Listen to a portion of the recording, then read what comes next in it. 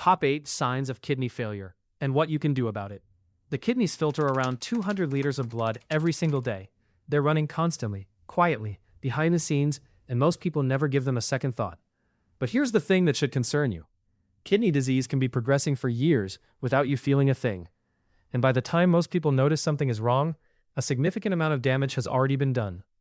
So today we're going through the top 8 signs that your kidneys might be struggling, and more importantly, what you can actually do to support them. Some of these signs are ones a lot of people brush off as just being tired or getting older. So stick with this, because one of them might genuinely surprise you. This video is for educational purposes only, and is not a substitute for professional medical advice. Now, before we get into the symptoms, it helps to understand why kidneys start to fail in the first place, because knowing the cause is often the first step toward doing something about it. The two biggest culprits, by a significant margin, are diabetes and high blood pressure. Together, those two conditions account for nearly 3 out of 4 cases of kidney failure in the United States. Think about that. The majority of kidney disease is tied to conditions that are largely manageable with the right lifestyle and medical support. Here's how it works. Your kidneys are full of tiny blood vessels and filtering units. When blood sugar is consistently elevated, as it is in uncontrolled diabetes, those vessels get damaged over time. And when blood pressure is chronically high, it puts constant mechanical stress on those same structures. Eventually, the filters start to break down. Beyond those two, there are other causes worth knowing about. Chronic use of certain over-the-counter painkillers, particularly NSAIDs like ibuprofen and naproxen, can be hard on the kidneys when taken regularly over long periods. Recurrent kidney infections and kidney stones can also cause gradual scarring. And then there are autoimmune conditions like lupus, which can directly attack kidney tissue. There's also a genetic angle. A condition called polycystic kidney disease causes fluid-filled cysts to develop in the kidneys over time. And some people are simply born with one kidney or reduced kidney function and may not know it. The common thread through most of these causes is that they tend to be slow and silent, which is exactly why the signs we're about to go through matter so much. All right, let's get into the 8 signs. And I want to be clear here, having one of these doesn't mean your kidneys are failing. But if several of these sound familiar, that's worth a conversation with your doctor. Changes in how often you're urinating. This one tends to get overlooked. If you're urinating more frequently, especially at night, or if you notice you're going much less than usual, that can be an early signal that the kidney's filtering function is off. The kidneys regulate how much urine you produce, so disruptions in that pattern can reflect disruptions in kidney function. Foamy or bubbly urine. If your urine looks unusually foamy or frothy and that persists over time, it may indicate that protein is leaking into the urine, something healthy kidneys are designed to prevent. This is a sign that warrants a simple urine test from your doctor. Blood in the urine. Healthy kidneys keep blood cells inside the body when filtering waste. When they're damaged, those cells can start to leak through. Urine that looks pink, red, or brown tinged is something you should get checked out promptly. Swelling in the legs, ankles, or feet.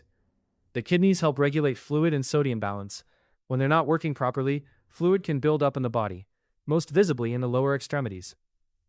If you notice persistent puffiness in your feet or ankles that doesn't resolve with rest, that's worth paying attention to. Persistent fatigue and difficulty concentrating. This is one that gets written off as stress or poor sleep all the time. But kidneys that are struggling don't clear waste from the blood effectively.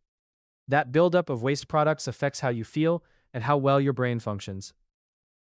Many people with early kidney disease describe a kind of heavy, foggy tiredness that doesn't go away with rest. Skin that's dry, itchy, or discolored. Healthy kidneys maintain the right balance of minerals in the blood. When that balance is disrupted, it can manifest in the skin as persistent itching, dryness, or in more advanced cases, a slightly yellowish or grayish tone. It's a less obvious sign, but a real one. Shortness of breath. This can happen for a couple of kidney-related reasons. Fluid can build up in the lungs when the kidneys aren't clearing it properly. And kidney disease can also lead to anemia, a reduction in red blood cells, which means less oxygen being carried around the body, leaving you feeling breathless even with light activity. Nausea, loss of appetite, and a metallic taste in the mouth. When waste builds up in the bloodstream, a condition called uremia, it affects the digestive system and can make food unappealing.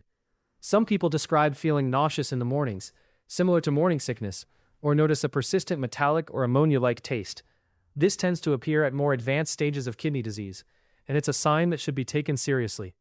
Solutions. Now here's the part that actually matters, what you can do. And I want to be straightforward with you. None of this is a cure, and I'm not going to pretend it is. If you have kidney disease, working closely with a nephrologist is essential. But there is a lot that lifestyle and daily habits can do to slow progression, support kidney function, and protect what you still have. The single most impactful thing you can do is get your numbers checked. A basic kidney function panel, a serum creatinine test, and a urine test for protein is inexpensive, straightforward, and will tell you where you actually stand. You can't manage something you haven't measured. If you're over 40, have diabetes, have high blood pressure, or have a family history of kidney disease, this should be on your radar at least once a year. Control blood sugar and blood pressure. These two are the biggest drivers of kidney damage, and they're also the most modifiable. For blood sugar, that means reducing processed carbohydrates and added sugars, prioritizing fiber-rich whole foods, getting regular physical activity, and working with your doctor on any medication that might be indicated. For blood pressure, sodium intake is a significant factor. Most people eat far more than the recommended amount, often from packaged and restaurant foods, rather than salt they add themselves. Reducing sodium and increasing potassium-rich foods like leafy greens, beans, and certain fruits can support healthier blood pressure levels. Be thoughtful about what you're putting in your body. This includes being careful with NSAIDs. If you're reaching for ibuprofen regularly for chronic pain, that's worth discussing with a doctor to find an alternative that's easier on the kidneys. It also means being cautious with supplements that haven't been properly evaluated, and being aware that some herbal products can actually be harmful to the kidneys. Stay well hydrated, but don't overdo it. Water helps the kidneys flush waste, and mild chronic dehydration is more common than people realize. Aiming for pale yellow urine throughout the day is a reasonable, practical target. That said, if you already have significant kidney disease, your doctor may actually give you fluid restrictions, so this is one where individual guidance matters. Manage protein intake thoughtfully if disease is already present. High-protein diets put more of a filtration load on the kidneys. For healthy people, this generally isn't a concern. But for someone with existing kidney disease, a dietitian's input on protein levels can make a real difference in how fast or slow the condition progresses. Support your cardiovascular system. The kidneys and the heart are deeply connected. What's bad for one tends to be bad for the other. Regular moderate exercise, not smoking, managing cholesterol, all of these are protective for kidney health as well. And finally, don't ignore the signs.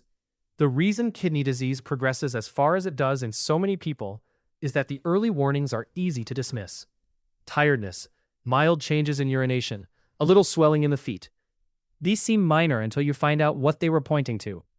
If several of the signs we talked about today sound familiar, please get a basic kidney function test. It's a simple thing that could genuinely matter. So to bring it back to where we started, your kidneys are filtering your blood around the clock without complaint. And for a lot of people, the first real warning comes later than it should. The 8 signs we covered today: changes in urination, foamy or bloody urine, swelling, fatigue, skin changes, breathlessness, and nausea. These are your body's way of telling you something needs attention. The encouraging part is that, caught early, kidney disease is manageable.